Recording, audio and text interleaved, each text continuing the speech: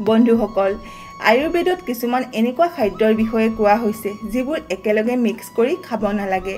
প্ৰকৃতিয়ে আমাক সকলো শাক-পাচলি আৰু ফল-মূল বৰদানৰ ৰূপত দিছে, কিন্তু আমি অজ্ঞানতাৰ কাৰণে ইয়াৰ উচিত প্ৰয়োগ কৰিব নাজানো। আমি জান বা অজানিতে ভুল খাদ্যবোৰ গ্ৰহণ কৰোঁ, যাৰ কাৰণে এই খাদ্যবোৰৰ গুণৰ বাহিৰে আমি তাৰ পৰা দুগুণ লাভ কৰোঁ। মানে আমি ইয়াৰ পৰা পাব লগা শক্তিবোৰ নাপাওঁ। ইয়াৰ বিপৰীতে আমি গ্ৰহণ কৰা খাদ্যবোৰ বিষাক্ত হৈ পৰে। আজিৰ এই ভিডিঅ'টোত আমি ভেন্দিৰ বিষয়ে কথা পাতিম আৰু জনাম যে ভেন্দিৰ লগত এনেকুৱা কি বস্তু আছে যিবোৰ আপুনি ভুলতো খাব নালাগে। ভেন্দিৰ লগত এই বস্তুবোৰ মিলাই খালে আপোনাৰ শৰীৰত বহু ধৰণৰ লোকচান হ'ব পাৰে। আপোনাৰ শৰীৰত বগা দাগো পৰিব পাৰে, আপোনাৰ এলাৰ্জিও হ'ব পাৰে, আপোনাৰ হজম শক্তিও বেয়া হ'ব পাৰে আৰু বহু সমস্যাৰ সন্মুখীন হ'ব লগা হ'ব পাৰে। তেন্তে আহক আজিৰ এই ভিডিঅ'টো আৰম্ভ কৰোঁ। জানো আহক ভেন্দিৰ লগত এনেকুৱা কি শাক-পাচলি আছে যিবোৰ আমি কেতিয়াও খাব নালাগে।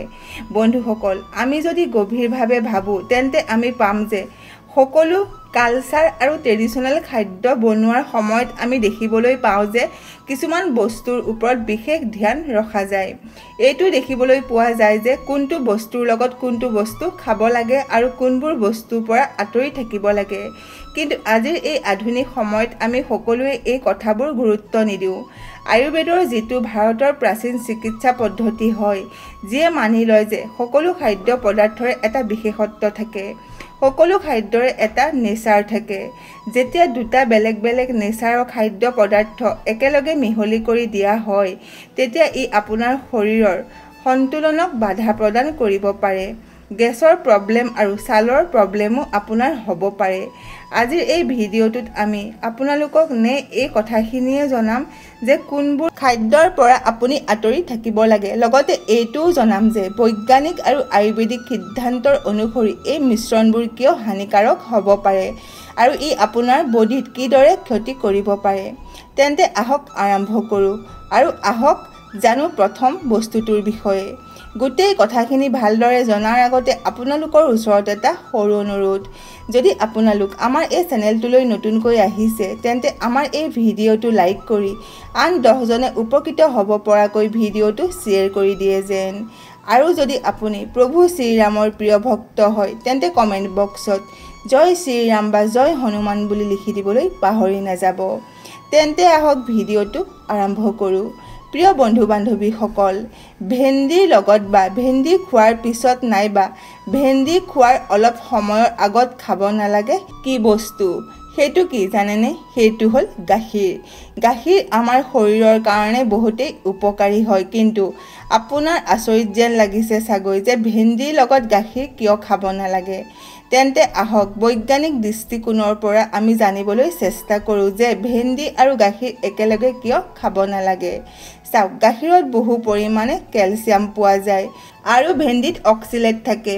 যেতিয়া আমি ভেন্দি আৰু গাখীৰ একেলগে খাওঁ তেতিয়া এই দুয়োটা খাদ্য লগ লাগি আমাৰ শৰীৰত কেলছিয়াম অক্সিলেট নামৰ এটা কম্পাউণ্ড বনাই দিয়ে, যিটো শৰীৰত অতি সহজে হজম নহয়, যাৰ কাৰণে আমাৰ কিডনীত পাথৰ হ'ব পাৰে।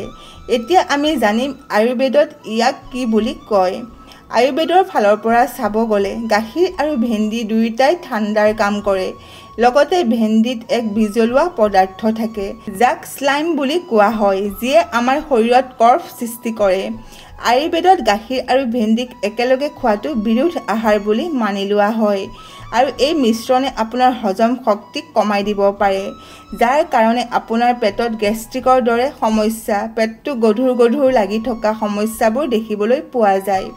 যদি আপুনি বিচাৰে যে আপোনাৰ হজম শক্তিয়ে ভালদৰে কাম কৰি থকাটো আপোনাৰ কোনো ধৰণৰ কিডনী ষ্টনৰ সমস্যা নহওক, তেন্তে গাখীৰ আৰু ভেন্দি এই দুয়োটা বস্তু একেলগে খোৱাটো বন্ধ কৰিব লাগিব। দ্বিতীয়তে হ'ল চাহ। বহু লোকৰ অভ্যাস আছে যে তেওঁলোকে আহাৰ খোৱাৰ পিছতেই চাহ খায়, আনহাতে আহাৰ খোৱাৰ পিছত চাহ খোৱাটো এটা বেয়া অভ্যাস বুলি ধৰা হয়। আৰু যদি আপুনি ভেন্দি খাই আছে তেন্তে এইটো অভ্যাস আৰু বেছি গম্ভীৰ হ'ব পাৰে। চাহ এক টেনিন ৰিচ ফুড হয়। চাইণ্টিফিক মতে চাব গ'লে টেনিনে খাদ্যত থকা প্ৰটিনক অন্য পুষ্টিকৰ আহাৰৰ লগত যোগ হৈ তাক নষ্ট কৰি পেলায়, যাৰ কাৰণে আমি খোৱা খাদ্য হজম হ'বলৈ সময় লাগে। ইয়াৰ অৰ্থ হ'ল যেতিয়া আপুনি ভেন্দিৰ লগত বা তাৰ অলপ পিছত চাহ খায় তেতিয়া চাহত থকা টেনিনে ভেন্দিত থকা প্ৰটিন আৰু পুষ্টিক নষ্ট কৰি দিব পাৰে, যাৰ কাৰণে ভেন্দিত থকা শক্তিবোৰ নষ্ট হ'বলৈ ধৰে আৰু আপুনি সম্পূৰ্ণ শক্তিখিনি নাপায়। আৰু যদি ইয়াক আয়ুৰ্বেদিক দৃষ্টিকোণৰ ফালৰ পৰা চোৱা যায়, টেনিনে বাত বেমাৰ বঢ়ায়, ভেন্দিয়ে কফ বেমাৰ বঢ়ায়। যেতিয়া এই দুয়োটা একলগ হয় তেতিয়া এই বাত বেমাৰ আৰু কফ দুয়োটাৰ ওপৰত প্ৰভাৱ পৰিব পাৰে। সেইকাৰণে যেতিয়াই আপুনি ভেন্দি খাব তেতিয়া চেষ্টা কৰিব যে ইয়াৰ পিছত বা ইয়াৰ আগত বা ইয়াৰ লগত চাহ কেতিয়াও নাখাব। তৃতীয়তে হ'ল মাংস। যদি আপুনি নন ভেজিটেৰিয়ান হয় তেন্তে ভেন্দিৰ লগত মাংস কেতিয়াও নাখাব। তেন্তে আহক আমি সাইণ্টিফিকেলি জানি লওঁ যে ভেন্দি আৰু মাংস একেলগে খালে কি হয়। মাংসত উচ্চ পৰিমাণে প্ৰটিন আৰু চৰ্বি থাকে যিয়ে আমাৰ হজম শক্তিক স্লো কৰি দিয়ে। আৰু যদি তাৰ লগত আমি ভেন্দি খাওঁ তেন্তে ভেন্দিৰ বিজল পদাৰ্থৰ কাৰণে পাচন প্ৰক্ৰিয়া আৰু বেছি কমি যাব পাৰে। যেতিয়া এই দুয়োটা খাদ্য একেলগে খোৱা হয় তেতিয়া খাদ্য হজম হ'বলৈ বহু সময় লাগি যায়, যাৰ কাৰণে বহু ধৰণৰ শাৰীৰিক সমস্যা হ'ব পাৰে। বন্ধুসকল, আয়ুৰ্বেদৰ মতে মাংসক ভাৰী আৰু কফ বঢ়াব পাৰে বুলি মনা যায়। ভেন্দি যিহেতু কফৰ বাবে বেয়া বুলিয়েই জনা যায়। যদি ইয়াক মাংসৰ লগত খোৱা হয় তেতিয়া এই তিনিটা দিশৰ ফালে অসন্তুলন হ'ব পাৰে। ইয়াৰ দ্বাৰা নে পাচন প্ৰক্ৰিয়া প্ৰভাৱিত হয়, লগতে ছালৰ সমস্যা যেনে বগা দাগ, এলাৰ্জি আৰু অন্য ধৰণৰ স্বাস্থ্যৰ সমস্যাও উৎপন্ন হ'ব পাৰে। গতিকে আপুনি মাংস আৰু ভেন্দি একেলগে খাব নালাগে। চতুৰ্থতে বহুতেই কমন বস্তু হ'ল মূলা, যিটো চালাড, চব্জি বা ভাজি বনাই খোৱা যায়। কিন্তু ভেন্দিৰ লগত মূলা কেতিয়াও খাব নালাগে। সাইণ্টিফিকেলি এনেকৈ কোৱা হয় যে মূলাই গেছ সৃষ্টি কৰে, কিয়নো ইয়াত ছালফাৰ বেছিকৈ থাকে, যিটো পাচন প্ৰক্ৰিয়াৰ দ্বাৰা হজম হয় আৰু পেটত গেছৰ সৃষ্টি কৰে। বেছি গেছ হোৱাৰ বাবে পেট ফুলা, পেটৰ বিষ হোৱা আৰু পাচন সম্বন্ধীয় সমস্যাও সৃষ্টি কৰিব পাৰে। আয়ুৰ্বেদৰ মতে এনেকৈ কোৱা হয় যে মূলাই আমাৰ শৰীৰত বাত বিষ বঢ়ায় আৰু যেতিয়া ই ভেন্দিৰ লগত মিলি যায় তেতিয়া ই আমাৰ শৰীৰত বাত বিষ আৰু কফ দুয়োটাই বঢ়াব পাৰে। সেইকাৰণে এই দুয়োটাও একেলগে খাব নালাগে। পঞ্চমত আৰু শেষত হ'ল তিতা কেৰেলা, যাৰ সোৱাদ তিতা হয়। তিতা কেৰেলা প্ৰাকৃতিক ৰূপত ঠাণ্ডা প্ৰদান কৰে আৰু ইয়াত এণ্টি ডায়েবেটিক গুণো থাকে। কিন্তু যেতিয়া ইয়াক ভেন্দিৰ লগত একেলগে খোৱা হয় তেতিয়া ইয়াৰ ঠাণ্ডা প্ৰভাৱ আৰু বেছি বাঢ়ি যায়, যাৰ কাৰণে কফ অত্যাধিক বাঢ়ি যাব পাৰে আৰু এই অত্যাধিক কফৰ কাৰণে শৰীৰ গধুৰ গধুৰ লগা, দুৰ্বল লগা, কাহ আদি হ'ব পাৰে। সাইণ্টিফিকেলি চাব গ'লে তিতা কেৰেলা আৰু ভেন্দি কিছুমান লোকৰ বাবে বহুতেই ভয়ংকৰ হ'ব পাৰে, বিশেষকৈ সেইসকলৰ বাবে যিসকলে আগৰ পৰাই পাচন সমস্যাৰ লগত যুঁজি আছে।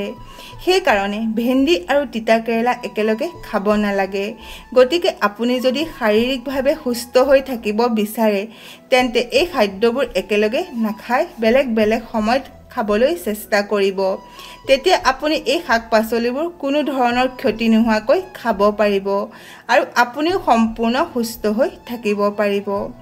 আশা কৰিলোঁ আজিৰ এই ভিডিঅ'টো আপোনালোকৰ ভাল লাগিল।